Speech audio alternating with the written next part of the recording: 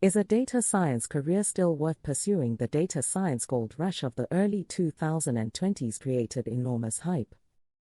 Now that the dust has settled, is a data science career still worth pursuing? The honest answer is yes, with important context. The job market for data scientists has matured. The days when any data science credential guaranteed a high-paying role are over.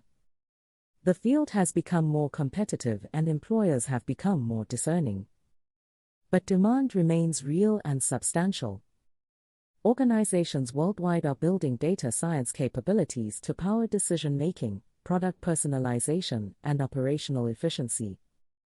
The key shift is that employers now want data scientists who can deliver business value, not just build models. Applied skills, communication ability, and domain knowledge have become as important as technical depth. The rise of AI tools has also changed the role.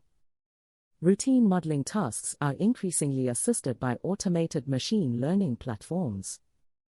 This is pushing data scientists toward more strategic, interpretive, and creative work. For people entering the field today, specialization is increasingly important. Data scientists who combine strong technical skills with deep domain knowledge in healthcare, finance, climate science, or another field are particularly well positioned. Data science is not a field you can enter casually and succeed.